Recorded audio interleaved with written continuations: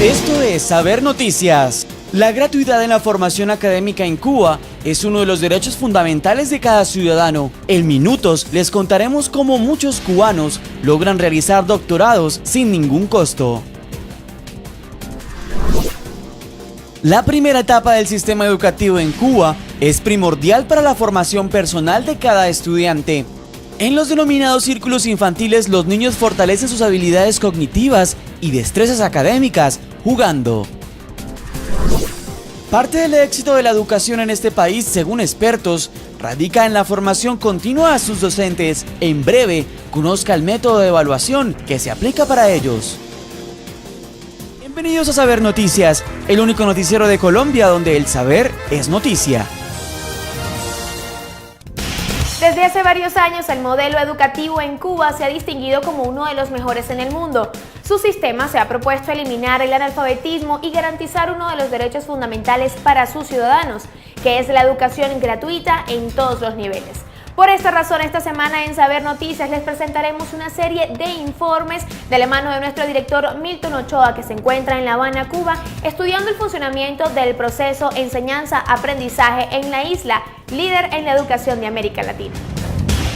Luego de que se diera el periodo de revolución en Cuba, hacia los años de 1959, la educación en este país se convirtió en una tarea de primer orden, llevándola a ser gratuita y accesible para todos. Una batalla como la que ustedes van a librar, como la que va a librar este ejército armado de lápices y de cartilla. Número 2 de la educación en Cuba tiene que ver con la gratuidad en su educación.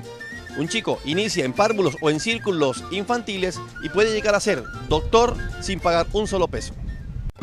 Además de ser gratuita, la educación es de carácter masivo, considerándola como un derecho elemental de cada ciudadano. Quisimos conocer de primera mano información sobre la gratuidad en este país y en una calle de La Habana nos encontramos con Aide Suárez y Mercedes Cabello. Ellas han obtenido título de doctorado sin tener que pagar un solo peso. Yo estudié, después del triunfo de la revolución, la secundaria básica, el preuniversitario, la universidad, hice licenciatura en matemáticas.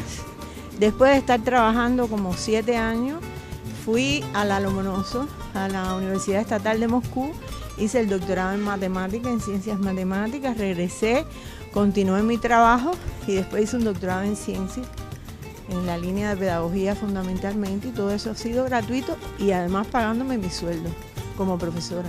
Me licencié en inglés y después hice una maestría totalmente libre, sin de pago, y bueno, hice un doctorado, es mi tutora, que la quiero mucho, y también ni le tuve que pagar nada a ella, ni tuve que pagar nada por hacer mi doctorado. El Estado todo me lo costeó. Aide recuerda cuando cursó la primaria en una institución privada. En esa época la educación tenía costo. Pero yo veía, por ejemplo, el día que tocaba pagar la mensualidad, si tus padres no habían pagado, te ponían un papelón aquí en el botón de la camisa, decía, papá, recuerde la mensualidad. ¡Qué vergüenza! Entonces los niños sabían, yo sabía el día del pago, decía, ya pagaron, que me van a poner el papelón. Según un informe revelado por la UNESCO, Cuba es uno de los países que más invierte en educación con el 12.9% del Producto Interno Bruto, comparado con Finlandia que invierte el 6.8% y España el 4.5%. La gratuidad también lo ubica en una posición de privilegio en el tema de alfabetización. Cabe recordar que Cuba es uno de los países que menos impuestos recibe, pero increíblemente es uno de los que más invierte en educación. Este para nosotros es el pilar número 2 de la educación en este país. En el sistema de educación cubano, el primer eslabón lo constituye la educación preescolar, que abarca a los niños desde su nacimiento hasta el ingreso a la primaria. Este proceso es organizado a través de los círculos infantiles, espacios que buscan lograr el máximo desarrollo integral de cada estudiante para detectar sus potencialidades. Nuestro director Milton Ochoa desde La Habana, Cuba, nos cuenta detalles de este sistema. Veamos. El pilar número 1 de la educación en Cuba tiene que ver con los círculos infantiles. Esta es la primera etapa del sistema educativo cubano, donde los chicos aprenden jugando. ¡Hola, Colombia!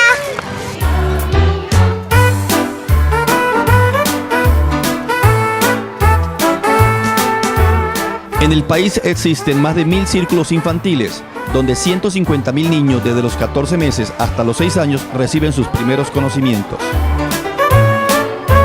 ¿Cómo te llamas? Carlito, Carlitos, ¿tú vendes todo esto? ¿Esto cómo se llama? fruta bomba, Uy, ¿y esto, Carlitos? melón, ¡Qué bien! Carlitos, ¿y esto cómo se llama? aguacate, ¿Y esto, Carlitos? mamey, ¿Y esto qué es, Carlitos? zanahoria, Uy, qué bien. ¿Y esto qué limones, es? Limones, qué bien. ¿Y cuál es la fruta que más te gusta? el platanito. Magali Prieto es directora de uno de los círculos infantiles. Lleva 43 años trabajando con la primera infancia y dice que el objetivo de esta etapa académica es que el niño desarrolle una motricidad fina. Ahí en el juego, ellos ofertan las vivencias que van adquiriendo cada día, en cada argumento, se interrelacionan unos con otros y ahí es donde ellos van manifestando todo lo que van aprendiendo. El médico en el policlínico, el constructor en la construcción, el maestro en la escuelita, y esas vivencias son las que van motivando al niño a que aprenda mejor en el juego lo que se le va desarrollando. La jornada inicia a las 6 de la mañana y en ocasiones se extiende hasta las 7 de la noche. Durante este tiempo, los pequeños realizan actividades de imitación donde asumen roles tanto de la vida profesional como de los quehaceres en la casa.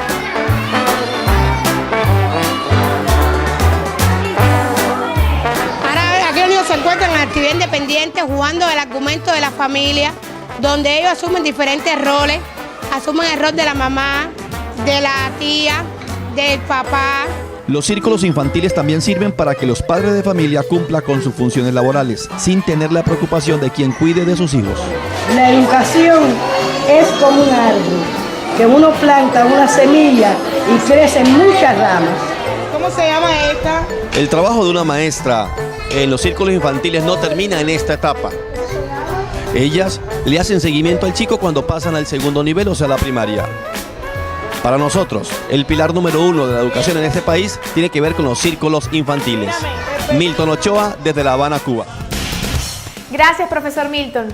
Según expertos, la clave del éxito educativo en Cuba es la evaluación del desempeño docente. Ese seguimiento que desde hace 27 años se implementó en la isla lo realizan rectores, alumnos y padres de familia con la intención de detectar las debilidades y las fortalezas de los maestros, ayudándolos a estar siempre en constante formación. El éxito de Cuba está en el trabajo mancomunado de rectores, alumnos y padres de familia, quienes son conscientes de los beneficios de evaluar a los docentes con la finalidad de garantizar calidad educativa. En la isla el desempeño no es evaluado por una sola persona, por el contrario buscan integrar a rectores, maestros con amplia experiencia y miembros del sindicato, que permitan que la valoración tenga un carácter democrático.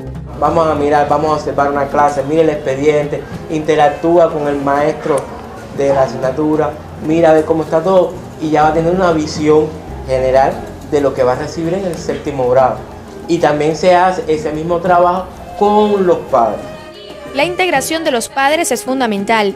Las instituciones cubanas desarrollan escuelas de educación familiar con el propósito de que los docentes orienten a los padres de familia sobre cómo actuar frente a las dificultades de sus hijos. De esta manera pueden instruir a los alumnos de una forma más eficiente.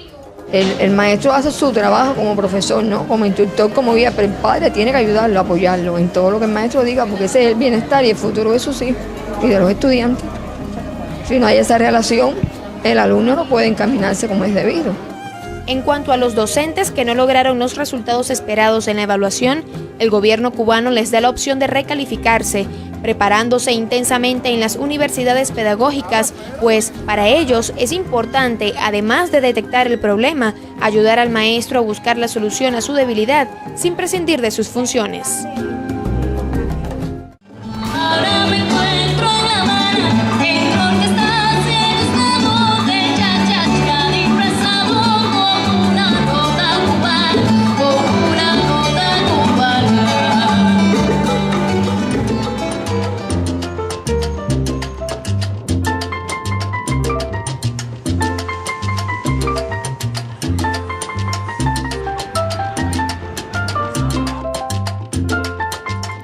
El pilar número 3 de la educación en Cuba tiene que ver con sus escuelas secundarias.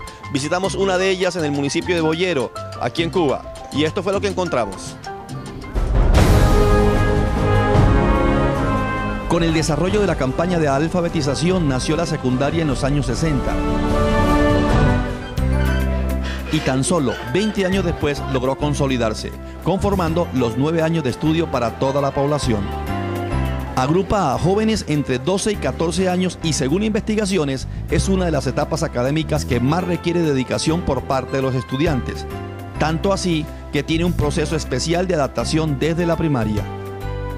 En el caso de la primaria, nosotros empezamos a trabajar con los estudiantes desde que están en cuarto grado. Es decir, los estudiantes que actualmente, los profesores que tenemos en séptimo grado, empiezan a trabajar con esos estudiantes que están en cuarto grado y que en un tránsito de 3 cursos lo vamos a estar recibiendo y estar dejándole al maestro de la escuela primaria cuáles son los elementos de conocimiento por los cuales debe calzar más, profundizar con el estudiante para que una vez que ingresa a la secundaria básica pueda transitar por los diferentes contenidos sin ninguna dificultad. Las asignaturas propias de la secundaria en Cuba son las siguientes: habilidades propias de la lengua materna, matemáticas, ciencias sociales y naturales, inglés e historia. Además, los estudiantes tienen que cumplir con actividades sociales que beneficien a la comunidad. Me preparan muy bien, todos los días me dan muchas clases debido en los turnos de formación vocacional, en todos los turnos nos enseñan, nos preparan para un futuro. La isla cuenta con 984 secundarias básicas y 257 de ellas están en la zona rural.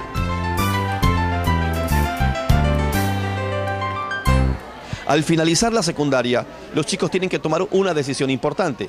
Este grupo de 9º grado tiene que escoger si van a los preuniversitarios o van a los vocacionales, que es el pasaporte para ingresar a una universidad. Para nosotros, la secundaria es el pilar número 3 de la educación en Cuba.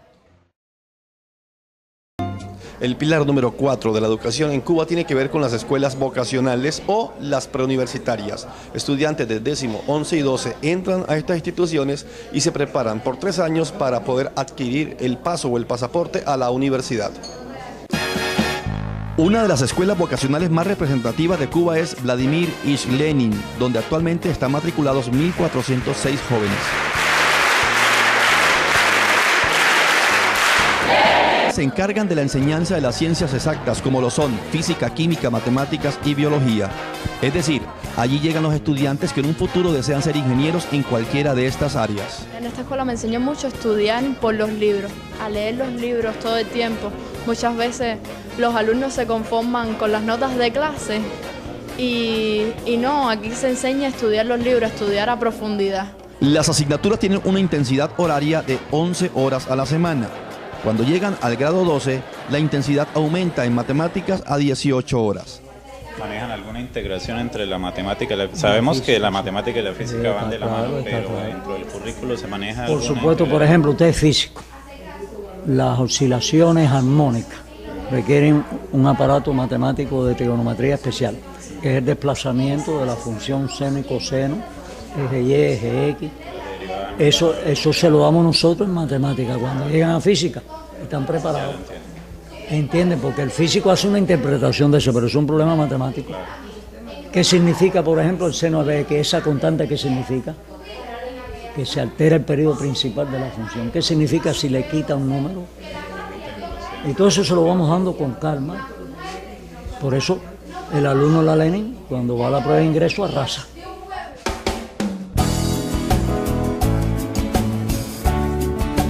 La Lenin cumple más de 40 años de existencia con un total de 42.558 egresados. Definitivamente una institución donde el talento se lleva en el alma. Pero entonces lloraba por mí y ahora lloraba por verla morir.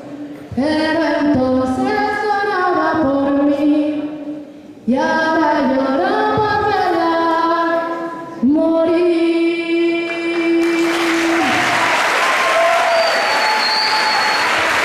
La escuela funciona bajo la modalidad de internado y es autosostenible con proyectos agrícolas que trabajan los estudiantes. Nos levantamos a las 6:30, salimos de los albergues, vamos al matutino Del matutino nos vamos al docente, damos creo que 5 turnos de clase por la mañana, que son de 45 minutos, 5 minutos entre cada turno. Después nos dan 1 hora para almorzar, de 12 a 1 para almorzar. Volvemos a la 1:10 con 4 turnos por la tarde. Después vamos a los dormitorios y ahí tenemos un horario que es de tiempo libre para hacer deporte, para esparcimiento, leer, lo que quieras hacer, bañarse y comer. Y luego a las 7:30 pasamos de nuevo a las aulas para realizar el autoestudio, que es un estudio consciente que realizamos para las pruebas o para saber, para profundizar más sobre lo que estamos dando en ese momento. 3 años duran los estudiantes en las escuelas vocacionales o preuniversitarias como esta, la Vladimir Ilich Lenin de La Habana, Cuba. Aquí los estudiantes salen directamente a su universidad. Este para nosotros es el pilar número 4 de la educación en este país, las escuelas vocacionales y preuniversitarias. El pilar número 5 de la educación en Cuba tiene que ver con el proceso de admisión a las universidades. Matemáticas, lengua española e historia de Cuba son 3 exámenes obligatorios para el ingreso a la educación superior. Son exámenes de elaboración, en los cuales el estudiante tiene que lograr un mínimo de 60 puntos.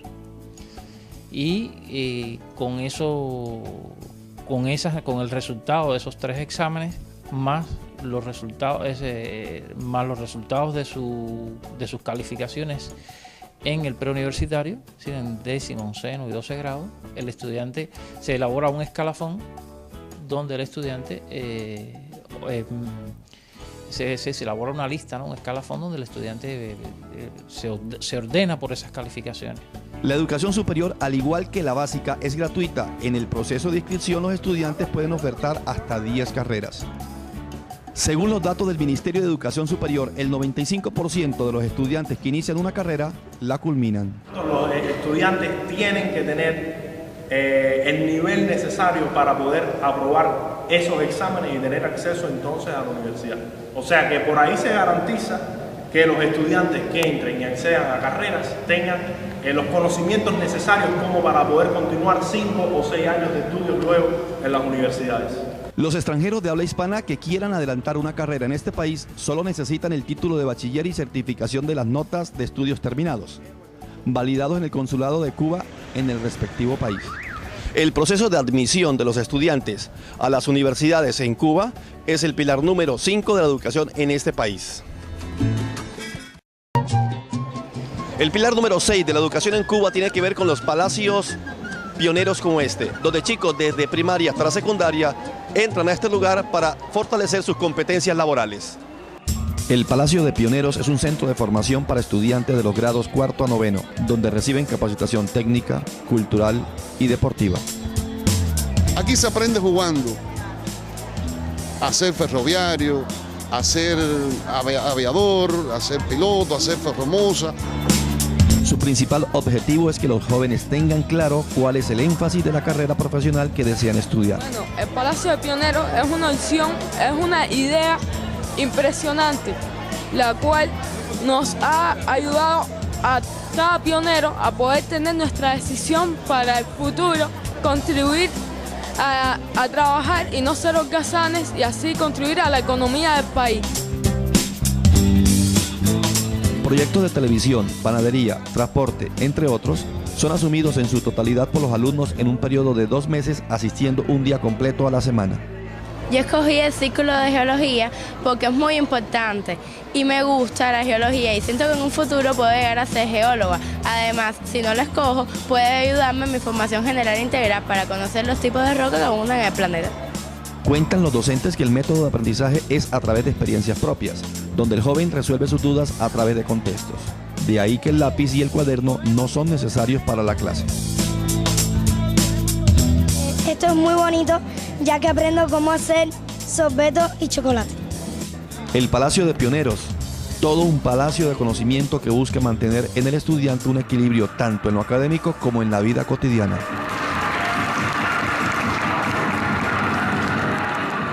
Son 215 instituciones educativas pioneras como estas en toda Cuba. donde se descubren los talentos de los estudiantes. Este para nosotros es el pilar número 6 de la educación en este país. En Cuba no encontramos un Ministerio de Educación como normalmente encontramos en los países latinoamericanos y del mundo. En Cuba hay 2 ministerios de educación. Uno, Ministerio de Educación General o Básico, y otro, Ministerio de Educación Superior. El número elevado de matrículas en la educación básica y en la superior obligó al gobierno cubano a crear otro ministerio que se encarga de la parte universitaria.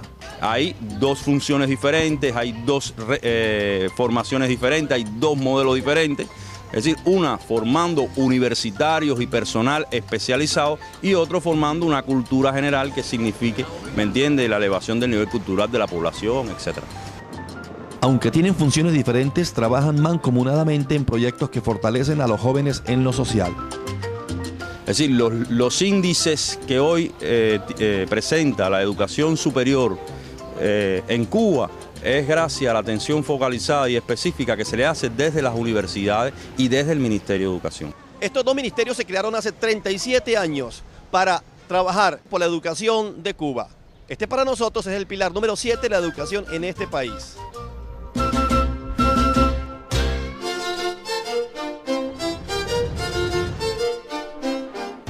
El pilar número 8 de la educación en Cuba tiene que ver con la dualidad en los maestros o la interdisciplinaridad de ellos. ¿Cuál es el segundo paso que vamos a hacer? Para docentes y estudiantes, este es uno de los cambios más sustanciales que ha realizado el Ministerio de Educación en Cuba, el cual busca garantizar una atención personalizada e integral para los adolescentes. En el caso de que uno pierda una materia o algo así, lo primero que hacen los profesores de aquí es apoyarte, enseñarte, ver en qué te equivocaste para poder perfeccionar esos pequeños errores. De conocer la realidad de la educación cubana. Junier Suárez, rector de la institución de secundaria, explica en qué consiste esta modalidad. 3 cursos para acá se está trabajando con el profesor por dualidad de asignatura. Dígase, un profesor es capaz de dar biología química, otro da biología y geografía, que son las asignaturas que están muy relacionadas, otro da matemática con la física, uno educación laboral con la informática, el otro da la historia cívica y bueno, el único que se mantiene solo es el español con la literatura, que siempre trabajamos unidos. Entonces, este maestro, bueno, incide desde las 2 asignaturas en un mismo grupo. Y también se evita un tanto que el mismo estudiante tenga la influencia de 8 o más profesores. Malvis Hernández, funcionaria del Ministerio de Educación Básica, dice que la interdisciplinaridad del docente facilita el aprendizaje en el estudiante. La ventaja que tiene es que el profe tiene mejor dominio de la asignatura, se mueve mejor en ella, aporta más conocimientos al niño. Cuando es integral no puede aportar lo mismo. Porque lo más importante de la matemática y la física, igual que la química y la biología, es la aplicación para la vida, que tienen esas asignaturas, que le permite al niño y al profe que la imparte, darla con más calidad y entonces el niño la puede aplicar mejor en la vida. Aunque la dualidad fue una medida que tomó el gobierno cubano debido a la escasez de maestros hace algún tiempo, en la actualidad esta medida es un pilar fundamental en el desarrollo educativo de este país. Este para nosotros es el pilar número 8 de la educación en Cuba. Todos los niños cubanos debemos cantar el son, recordando a los soneros que les tienen su tradición. A venir llamando monos, a Miguelito Murí, también a Ignacio Primero y a Félix Chapotín. Canta mi soña, con la de Maraquite, canta mi soña. El pilar número 9 de la educación en Cuba tiene que ver con los consejos de padres. Ellos juegan un papel muy importante en la educación de sus hijos. Los padres de familia trabajan de la mano con los directivos y docentes. Ellos se encargan de complementar funciones que ayuden a los jóvenes en cuestiones de valores sociales. Porque tengo un padre que es carpintero y en algún momento me puede dar el ciclo de carpintería, uno de albañilería, quizás, bueno, felizmente tengo la escuela de enfermería, tengo el hospital William Soler, el hospital nacional cerca.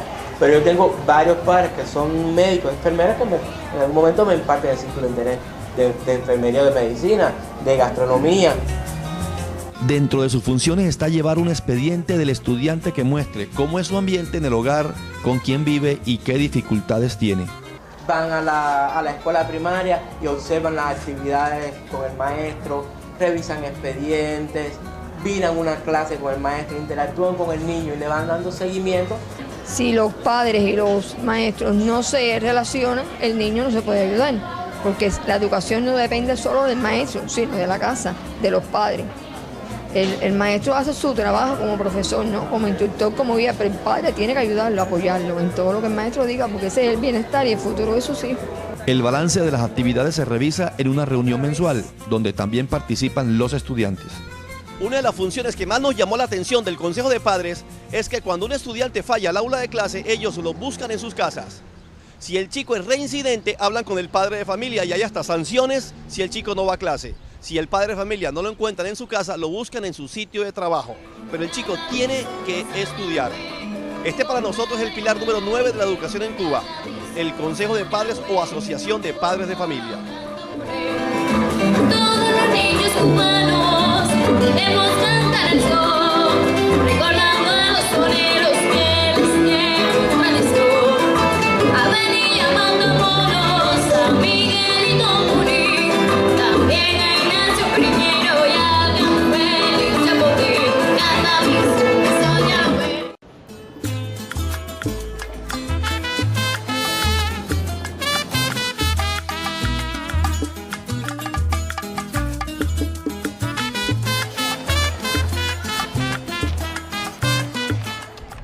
El pilar número 10 de la educación en Cuba tiene que ver con su nacionalismo.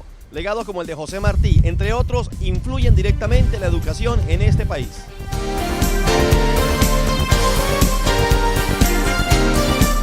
En el recorrido que realizó Asesorías Académicas Milton Ochoa por algunas instituciones educativas de Cuba, encontramos que el maestro José Martí es referente en educación, donde tienen hasta obras de teatro que representan la vida de este prócer cubano.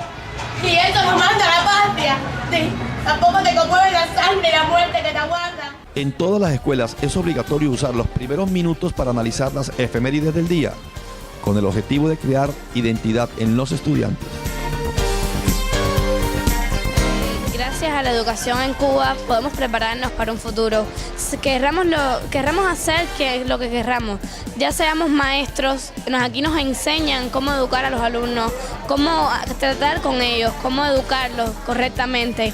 Querramos ser abogados y nos enseñan que tenemos que prepararnos muy bien para esa profesión.